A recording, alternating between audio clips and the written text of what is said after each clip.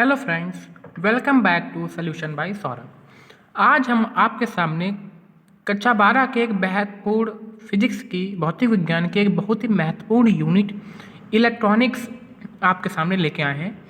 Electronics जो है आपका वो आजकल के आधुनिक युग में बहुत ही महत्वपूर्ण भूमिका निभाता है। इसी के अंदर आपकी समझ लो आपके जो भी एलईडी हो गया, आपका जेनर डायोड हो गया, पीएनपी सन डायोड हो गया, ट्रांजिस्टर हो गया, ये सब चीज़ें आप इसमें पढ़ने को मिलती हैं आपको इसमें। तो इलेक्ट्रॉनिक्स की शुरुआत करते हैं। इसमें सबसे पहला आता है चालक। तो चालक की परिभाषा आप बचपन से पढ़ रहे हो कि ऐसे पदार्थ जिनसे ऊष्मा या धारा का प्रवाह आसानी से हो जाए चालक कहलाते हैं। लेकिन अब इसका हम रीजन भी जानते हैं, एक अलग डिफिनीशन से इसको बहुत ही बेहतरीन तरह से समझते हैं। तो चालक क्या होते हैं? वे पदार्थ जिनमें मुक्त इलेक्ट्रॉनों की संख्या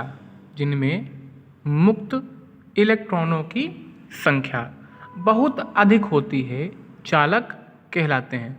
फिर से सुनिएगा, वे पदार्थ जिनमें मुक्त इलेक्ट्रॉनों की संख्या बहुत अधिक होती है चालक कहलाते हैं। इसमें मुक्त इलेक्ट्रॉनों की संख्या अधिक होने से विद्युत धारा का प्रवाह आसानी से होता है। अब जैसे कि इसमें क्या समझे, जैसे आपका कोई ये पदार्थ है, इस पदार्थ में मुक्त इलेक्ट्रॉन्स जो हैं आपके, उनकी संख्या बहुत अधिक है। तो जैसे ही ये धारा के प्रवाह में या ऊष्मा के प्रवाह में है ना आते हैं, तो तुरंत ये इलेक्ट्रॉन इसकी सतह से मुक्त होने लगते हैं और इलेक्ट्रॉनों के बहने से ही विद्युत धारा का प्रवाह होता है, ये आपको पता है। तो चालक की परिभाषा एग्जैक्ट हुई क्या कि ऐसे पदार्थ जिनमें मुक्त इलेक्ट्रॉनों की संख्या बहुत अधिक होती है चालक कहलाते हैं। एग्जाम्पल में आपका क्या होता है, जैसे चांदी, सोना, तांबा, एल्युमिनियम आदि, लोहा आदि इत्यादि। ठीक है, चालक हो गया। अब देखते हैं कुचालक। तो कुचालक चालक का जस्ट अपोजिट होता है। तो वे पदार्थ जिनमें मुक्त इलेक्ट्रॉनों की संख्या बहुत कम होती है कुचालक कहलाती हैं। चालकों में मुक्त इलेक्ट्रॉनों की संख्या बहुत अधिक होती है और कुचालकों में मुक्त इलेक्ट्रॉनों की संख्या बहुत कम होती है। ठीक है, और इसमें धारा का प्रवाह आसानी से नहीं होता है। जैसे आप यही समझिए, अगर कुचालक है हमारा कोई, उसमें मुक्त इलेक्ट्रॉनों की संख्या है ही नहीं, तो जब इसमें धारा का प्रवाह होगा, ऊष्मा का प्रवाह होगा, तो जितने भी इलेक्ट्रॉन हैं वो मुक्त इलेक्ट्रॉन तो है नहीं, जितने भी इलेक्ट्रॉन हैं वो नाभिक के साथ यानी नाभिक के चारों ओर कक्षाओं में घूम रहे हैं। वो तो एक बंध बनाए, सहसंयोजक बंध वगैरह बना के उसके साथ हैं। तो इलेक्ट्रॉन मुक्त बहुत ही मुश्किल से होते हैं, इसमें धारा का प्रवाह नहीं होता है। जिसमें आपके एग्जाम्पल्स में क्या आते हैं? अभ्रक, एबोनाइट, लकड़ी, प्लास्टिक आदि। अभ्रक भारत में बहुत अधिक मात्रा में पाया जाता है। जो आप पोल देखते हो, बिजली के खंभे देखते हैं जिनमें तार दिन से होके तार जाते हैं गांव वगैरह में, वो अभ्रक के ही बने होते हैं। ठीक है, ओके। अब बात करते हैं अर्धचालकों की, जिस पर आपकी इलेक्ट्रॉनिक्स टिकी हुई है। क्या है? अर्धचालक। तो देखिए, आपको नाम से ही कंफर्म है, अर्धचालक यानी आधे चालक। तो वे पदार्थ जिनमें मुक्त इलेक्ट्रॉन की संख्या चालकों से कम लेकिन कुचालकों से थोड़ी अधिक होती है। यानी हमारे ऐसे पदार्थ जिनमें मुक्त इलेक्ट्रॉन जो हैं वो चालक से कम हों और कुचालक से अधिक हों, अर्धचालक कहलाते हैं। इनमें चालकों तथा कुचालकों दोनों के गुण पाए जाते हैं। नाम से क्लियर है भाई, चालक के भी गुण पाए जाते हैं और कुचालक के भी इसमें गुण पाए जाते हैं। उदाहरण में जर्मेनियम और सिलिकॉन। Germanium, silicon. ठीक है, जो आप अपने देखते हो सौर ऊर्जा की, जो आप सोलर प्लेट देखते हो, उसमें अर्धचालकों का ही यूज किया जाता है ना। जर्मेनियम, सिलिकॉन आदि का ही यूज किया जाता है ना। हम अर्धचालकों को और भी प्रभावशाली बना सकते हैं निम्न तरीकों से, जिनमें 1 बाय 1 हम बात करते हैं। जिसको पढ़ने से पहले आपको ये देखना है कि जो चालकता होती है वो प्रतिरोध के व्युत्क्रमानुपाती होती है। व्युत्क्रमानुपाती इन द सेंस कि अगर आपने किसी भी पदार्थ का प्रतिरोध बढ़ाया, किसी भी पदार्थ का आपने अगर प्रतिरोध बढ़ाया, तो उसकी चालकता क्या होगी? कम। चालकता क्या होगी? कम। अगर आपने किसी भी पदार्थ का प्रतिरोध कम किया तो चालकता क्या होगी? बढ़ेगी। यानी इससे हमें ये मिलता है कि अगर हम प्रतिरोध बढ़ाते हैं तो चालकता कम होगी, अगर हम प्रतिरोध कम करते हैं तो चालकता बढ़ेगी। यानी चालकता और प्रतिरोध एक दूसरे के व्युत्क्रमानुपाती होते हैं। ठीक है, बहुत ही इंपॉर्टेंट टर्म है, ऑब्जेक्टिव में आपसे पूछ सकता है। फिर अर्धचालकों के प्रकार की बात करते हैं। तो अर्धचालक आपके दो प्रकार के होते हैं। अर्धचालक आपके दो प्रकार के होते हैं। बहुत ध्यान से देखिएगा, निज अर्धचालक और बाह्य अर्धचालक। एग्जाम में आपके क्वेश्चन पूछ देता है कि अर्धचालक क्या है, इसके प्रकारों को समझाइए। तो आप लिखेंगे अर्धचालक ऐसे पदार्थ जिनमें मुक्त इलेक्ट्रॉनों की संख्या चालकों से कम और कुचालकों से ज़्यादा होती है, अर्धचालक कहलाते हैं। इनमें चालक कुचालक दोनों के गुण पाए जाते हैं। उदाहरण में आपका जर्मेनियम और सिलिकॉन। अर्धचालक दो प्रकार के होते हैं, निज अर्धचालक और बाह्य अर्धचालक। अब आप निज अर्धचालक हेडिंग डालेंगे और उसमें लिखेंगे कि ऐसे पदार्थ जो प्रकृति में स्वाभाविक अवस्था में प्राप्त होते हैं, ऐसे पदार्थ जो प्रकृति में स्वाभाविक अवस्था में प्राप्त होते हैं। जैसे आपने नेचर से, जो नेचर आपको एग्जैक्ट दे रहा है, जैसे नेचर ने आपको जो भी चीज़ दी और आपने उसका वैसे यूज कर लिया, तो निज अर्धचालक। जैसे आपने नेचर ने नदियों से पानी मिला, आपको तालाब से पानी मिला, है ना, तो आप लोग क्या है, वो आपका नेचर ने दिया, निज अर्धचालक। और आपने फिर उसको क्या किया, आरओ वाटर यूज किया, आपने मशीन में डाल के उसको और प्योरीफाई किया, तो आपका हो जाएगा बाह्य, यानी आपने अपना कुछ ह्यूमन एफर्ट लगाया उसमें। तो निज अर्धचालक से तात्पर्य है कि ऐसे चालक, अर्धचालक जो प्रकृति में स्वाभाविक अवस्था में आपको प्राप्त होते हैं। जैसे आपने एग्जाम्पल वही लिखा था, जर्मेनियम और सिलिकॉन, जर्मेनियम और सिलिकॉन, है ना, देख पा रहे हो आप, जर्मेनियम और सिलिकॉन। अब नंबर 2 में आप हेडिंग डालेंगे बाह्य अर्धचालक। तो बाह्य अर्धचालक में आप लिखेंगे ऐसे पदार्थ जिनमें हम 3 या 5 संयोजकता का अपद्रव्य मिला देते हैं, या ऐसे लिखेंगे कि जब हम निज अर्धचालकों में, यानी आपने जर्मेनियम लिया, सिलिकॉन लिया और उसमें अपनी तरफ से कोई 3 या 5 संयोजकता का कोई भी अपद्रव्य मिला दिया, तो वो आपका बाह्य अर्धचालक कहलाता है। क्या अपद्रव्य होता है, 3 या 5 संयोजकता से क्या तात्पर्य है, हम सब समझेंगे। बस अभी आप इतना जानिए कि ऐसे अर्धचालक, तो ऐसे निज अर्धचालक जिसमें हम 3 या 5 संयोजकता का कोई अपद्रव्य मिला देते हैं, बाह्य अर्धचालक कहलाते हैं। बाह्य अर्धचालक फिर से 2 प्रकार के होते हैं। अब इसको याद करने का सबसे अच्छा तरीका यह है कि ये 2 प्रकार के होते हैं कि इसमें 3 संयोजकता का अपद्रव्य मिलाते हैं और 5 संयोजकता का। तो एक टाइप में हम 3 संयोजकता का अपद्रव्य मिलाएंगे, एक टाइप में हम 5 संयोजकता का अपद्रव्य मिलाएंगे, ठीक है। तो इस तरह से आपके 2 हो गए, एक हुआ पी टाइप अर्धचालक, दूसरा हुआ एन टाइप अर्धचालक। यानी एक आपका पी टाइप अर्धचालक और दूसरा आपका एन टाइप अर्धचालक। पी टाइप अर्धचालक में आप क्या लिखेंगे देखिए, परिभाषा बनाते हैं हम लोग, याद नहीं करना, हमेशा बोलते हैं कि हमें किसी भी चीज़ को रटना नहीं है, समझना है।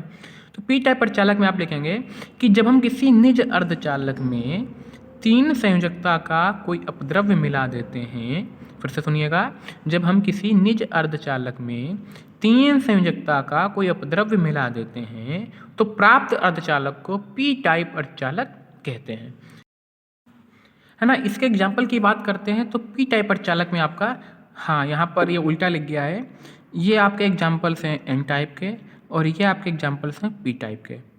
तो पी टाइप में आपके एग्जाम्पल्स क्या होते हैं, बेरिलियम, एल्युमिनियम और ईडियम। और एन टाइप में आपका एग्जाम्पल क्या होता है, एंटीमनी, आर्सेनिक और फास्फोरस, ठीक है। इसको आप यहाँ पे ध्यान रख सकते हैं कि पी टाइप में आपकी जिसकी 3 संयोजकता होती है वो आपके बेरिलियम, एल्युमिनियम, ईडियम, और एन टाइप अर्धचालक में जिनकी 5 संयोजकता होती है वो आपके एंटीमनी, आर्सेनिक और फास्फोरस। अब हम 1 बाय 1 पी टाइप अर्धचालक, एन टाइप अर्धचालक क्या होते हैं देखते हैं, कि कभी कभी आपके क्वेश्चन में पूछ देता कि पी टाइप अर्धचालक क्या है, समझाएं, एन टाइप अर्धचालक क्या है, समझाइए। तो हम बात करते हैं पी टाइप अर्धचालक और एन टाइप अर्धचालक की, फिर हम पीएन एंड डायोड की बात करेंगे और बचा हुआ हिस्सा आपको नेक्स्ट वीडियो में लेके आएंगे, क्योंकि एक वीडियो लेंदी हो जाएगी ये। तो अब हम बात करते हैं एन टाइप अर्धचालक की, कि एन टाइप अर्धचालक क्या होते हैं। तो देखिए वही परिभाषा है, किसी निज अर्धचालक के अंदर 5 संयोजकता का कोई अपद्रव्य मिलाने पर प्राप्त अर्धचालक को एन टाइप अर्धचालक कहते हैं। फिर से सुनिएगा कि किसी निज अर्धचालक के अंदर 5 संयोजकता का कोई अपद्रव्य मिलाने पर प्राप्त अर्धचालक को एन टाइप अर्धचालक कहते हैं, ओके। इसमें आवेशवाहक इलेक्ट्रॉन होते हैं तथा इस पर ऋणावेश होता है। अब देखिएगा कि कितने आराम से ये चीज़ समझ में हमको आती है। हाँ, तो ये आपका क्या है, जर्मेनियम।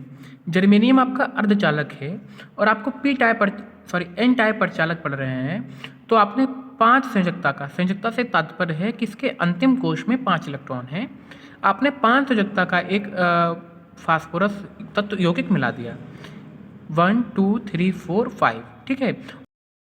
और जर्मेनियम के बाह्य कक्ष में 4 इलेक्ट्रॉन होते हैं, 1 2 3 4, और फास्फोरस के बाह्य कक्ष में आखिरी कोश में 5 इलेक्ट्रॉन, 1 2 3 4 5। अब देखिए होता क्या है कि जर्मेनियम के जो बाह्य कोश के इलेक्ट्रॉन हैं वो फास्फोरस के बाह्य कोश के इलेक्ट्रॉन के साथ मिलकर एक सहसंयोजक बंध बना लेते हैं। देखिए ये सभी ने क्या बना लिया, एक सहसंयोजक बंध बना लिया है। भाई यहाँ पर भी आपका फास्फोरस होगा, यहाँ पर भी फास्फोरस होगा, यहाँ पर भी फास्फोरस होगा। इसके बाह्य कक्ष में 4 इलेक्ट्रॉन, ये भी एक सहसंयोजक बंध बना लेंगे। यानी जितने भी बाह्य कक्ष के जर्मेनियम के 4 इलेक्ट्रॉन हैं वो फास्फोरस के 4 इलेक्ट्रॉन के साथ मिलकर एक बॉन्ड बना लेते हैं, सहसंयोजक बंध बना लेते हैं। लेकिन ये फास्फोरस का जो 5वां इलेक्ट्रॉन है, ये 5वां इलेक्ट्रॉन जो आपका है ये मुक्त अवस्था में रह जाता है। और जो मुक्त अवस्था में रह जाता है, अब ये पूरे क्रिस्टल में ये दौड़ता घूमता है और इलेक्ट्रॉनों के ही चलने से परिपथ में धारा बहती है। भाई यहाँ पर फास्फोरस है, इसका एक इलेक्ट्रॉन बचा, यानी जितने भी फास्फोरस हैं, फास्फोरस के तत्व जितने भी हैं, परमाणु जितने भी हैं, उसके हर एक इलेक्ट्रॉन, जो 5वां इलेक्ट्रॉन शेष बचेगा वो पूरे परिपथ में दौड़ेगा, उसके चलने से इसमें धारा बहना स्टार्ट हो जाएगी। अब हम जो हमने आपको बताया वो थ्योरी में हम देखते हैं और बहुत अच्छे से आपको समझ में आएगा।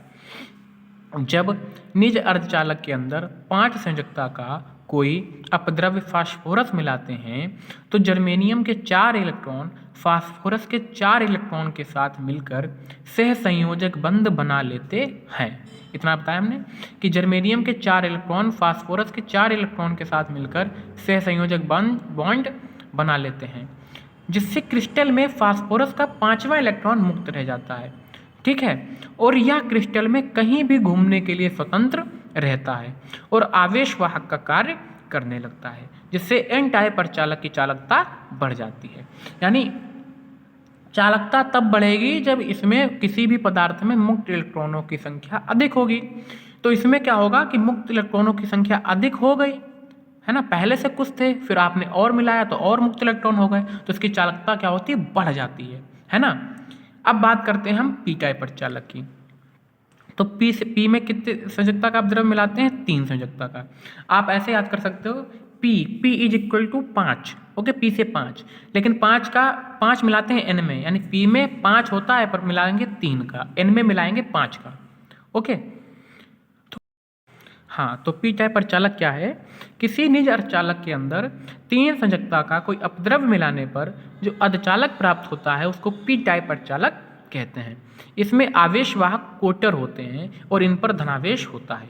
ये कोटर क्या है अभी हम समझते हैं, जैसे कि इस डायग्राम के माध्यम से समझते हैं हम। ये देखिए, ये आपका जर्मेनियम था अर्धचालक, आपने इसके अंदर पहले आपने 5 संयोजकता का अपद्रव्य मिलाया था, अब आपने 3 संयोजकता का एक अपद्रव्य एल्यूमिनियम मिला दिया, ठीक है। अब ये क्या करेगा, एल्यूमिनियम 3 संयोजकता का है तो इसके बाह्य कोश में 3 इलेक्ट्रॉन, जर्मेनियम के बाह्य कोश में 4 इलेक्ट्रॉन। तो सेम प्रोसेस कि एल्यूमिनियम के 3 इलेक्ट्रॉन बाह्य कोश के जर्मेनियम के 3 इलेक्ट्रॉन के साथ मिलकर 1 2 3 सहसंयोजक बंध बना लेते हैं, लेकिन एल्यूमिनियम का जो चौथा स्थान है वो रिक्त रह जाता है। इस रिक्त स्थान को, इस खाली स्थान को ही कोटर यानी होल कहते हैं। और ये कोटर ऐसे बिहेव करता है जैसे कोई धनावेशित इलेक्ट्रॉन हो। अब देखिए, ये धनावेशित इलेक्ट्रॉन, और धनावेश का रीजन होता है धनावेश और ये ऋणावेश, तो ये धनावेश ऋणावेश को अपनी ओर खींचेगा। ये इलेक्ट्रॉन यहाँ आ जाएगा, कोटर यहाँ पहुँच जाएगा, फिर ये दूसरे इलेक्ट्रॉन को खींचेगा, इलेक्ट्रॉन वहाँ आ जाएगा, कोटर वहाँ पहुँच जाएगा। यानी इसमें भी इलेक्ट्रॉन चल रहे हैं, इलेक्ट्रॉन के चलने से धारा इसमें भी बहेगी। अभी हम इसकी थ्योरी देखते हैं। हाँ, तो इसमें क्या है कि जब किसी निज अर्धचालक के अंदर 3 संयोजकता का कोई अपद्रव्य एल्यूमिनियम मिलाते हैं तो जर्मेनियम के 3 इलेक्ट्रॉन एल्यूमिनियम के 3 इलेक्ट्रॉन के साथ मिलकर एक सहसंयोजक बंध बना लेते हैं, परंतु जर्मेनियम का चौथा स्थान रिक्त रह जाता है, यानी खाली रह जाता है, जिसे कोटर यानी होल कहते हैं। यह कोटर इस प्रकार व्यवहार करता है जैसे कोई धनावेशित इलेक्ट्रॉन हो। फलस्वरूप यह अपने समीपवर्ती इलेक्ट्रॉन को आकर्षित करते हुए विद्युत क्षेत्र की दिशा में आगे बढ़ने लगता है और आवेश वाहक का कार्य करने लगता है, जिससे परिपथ की चालकता बढ़ जाती है। अब आप एक चीज बताइए कि एन टाइप ज़्यादा हमारा प्रभावशाली होता है या पी टाइप, बताएं। तो देखिए पी टाइप अर्धचालक में आप 3 संयोजकता का द्रव्य मिलाते हो, एन टाइप में 5 संयोजकता का। एन पी टाइप में आपके आवेश वाहक क्या होते हैं? कोटर। और एन टाइप में आवेश वाहक क्या होते हैं? इलेक्ट्रॉन। तो इलेक्ट्रॉन तेजी से दौड़ेगा तो एन टाइप प्रचालक की चालकता ज़्यादा होती है। यानी आपका कोटर इलेक्ट्रॉन को आकर्षित करेगा, फिर आगे बढ़ेगा, फिर आकर्षित करेगा, फिर आगे बढ़ेगा, उसमें इलेक्ट्रॉन मुक्त रूप से स्वतंत्र रूप से गति करेगा तो उसकी चालकता ज़्यादा होती है। अब हमने पी टाइप प्रचालक पढ़ा, एन टाइप प्रचालक पढ़ा। अब हम पढ़ेंगे कि अगर हम पी और एन टाइप प्रचालक को एक साथ जोड़ दें,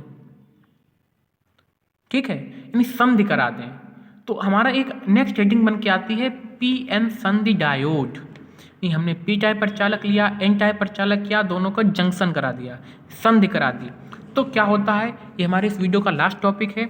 और इसके बाद हम दूसरी वीडियो में आपका जो एक तरंगिष्टकारी अर्ध तरंगिष्टकारी के रूप में धारा का प्रयोग है, उस पी एन संधि डायोड का उपयोग है, वो लाएंगे। ट्रांजिस्टर भी आपको बताएंगे हम, ठीक है। तो इसको देखते हैं। हमने पी और एन संधि डायोड को जोड़ दिया, तो क्या है, जब किसी पी टाइप प्रचालक को एन टाइप प्रचालक के साथ जोड़ा जाता है तो इस संधि को पी एन संधि डायोड कहते हैं। सिंपल है, नहीं, हमने पी और एन को एक साथ जोड़ दिया तो इस संधि को हमने पी एन संधि डायोड कह दिया। अब इस डायग्राम की मदद से इसको समझते हैं कि क्या कहता है ये। हाँ, दिस वन, ओके। तो देखिए क्या है, ये आपका पी टाइप प्रचालक है, ये आपका एन टाइप प्रचालक है। तो हुआ क्या कि पी टाइप प्रचालक में आपके आवेश वाहक हैं कोटर, जो आपका ये गोला दिखा रहा है कोटर है, और जो डॉट दिखा रहा है वो इलेक्ट्रॉन है। एन टाइप प्रचालक में आपके आवेश वाहक क्या हैं? इलेक्ट्रॉन। तो जैसे ही आपने इन दोनों को जोड़ा एक साथ, तो इन पर क्या है? प्लस आवेश है, इन पर क्या है? माइनस आवेश है। तो ये प्लस माइनस एक दूसरे की ओर ऐसे भागेंगे, ठीक है, यानी एक दूसरे को मिलेंगे आके। तो क्या होगा कि इसमें क्या होगा? कोटर इधर भागेगा, इलेक्ट्रॉन इधर भागेगा, और ये दोनों जहाँ पे टकराते हैं उस स्थान को बोलते हैं अवक्षय परत। अवक्षय परत, इसकी जो लंबाई होती है, मतलब इसकी जो चौड़ाई बोल सकते हो, वो 10⁻⁶ मीटर। 10⁻⁶ मीटर की इसकी क्या होती है? चौड़ाई होती है। ये यहीं पर एक दूसरे के आवेश को निरस्त करते हैं। यानी कि आपने युद्ध में देखा होगा कि एक सेना इधर खड़ी है, दूसरी सेना इधर खड़ी है, दोनों आक्रमण करते हैं, तो दोनों सेनाएं आगे दौड़ती हैं, और जहाँ पर ये लड़ती हैं, यानी आवेश वाहक कोटर और इलेक्ट्रॉन जहाँ पे लड़ते हैं, जहाँ पर एक दूसरे के आवेश को नष्ट करते हैं, उसको बोलते हैं युद्ध का मैदान, यानी अवक्षय परत। और इसकी चौड़ाई होती है 10⁻⁶ मीटर। ये यहाँ पर पहुँच के एक दूसरे के आवेश को निरस्त करते हैं, जिससे इसमें विद्युत क्षेत्र उत्पन्न हो जाता है। और एक समय के बाद क्या होता है? विद्युत क्षेत्र इतना प्रबल हो जाता है कि यहाँ से कोटर और इलेक्ट्रॉनों का आना और जाना बंद हो जाता है। यानी जब युद्ध बहुत भयंकर होने लगता है तो इधर वाली सेना दूर ही खड़ी रहती है कि भैया हमें नहीं जाना अब। तो अब इसकी थ्योरी देखते हैं, और जो हमने आपको जस्ट अभी बताया, एक्सप्लेन किया, बस वही आपको नीचे लिखना है। तो देखते हैं इसको, एक बार आप चित्र देख लीजिएगा। क्या आपने कहा, जब पी टाइप प्रचालक को एन टाइप प्रचालक के साथ जोड़ा जाता है तो इस संधि को पी एन संधि डायोड कहते हैं। इस संधि को पी एन संधि डायोड कहते हैं।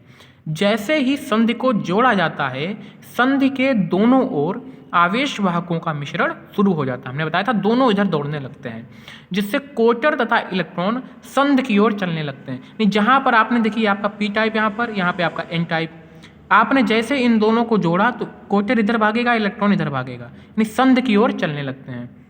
ओके, एक दूसरे के आवेश को निरस्त करने लगते हैं, जिससे अवक्षय परत में चलने लगते हैं, और अवक्षय परत में पहुंचकर एक दूसरे के आवेश को निरस्त करने लगते हैं,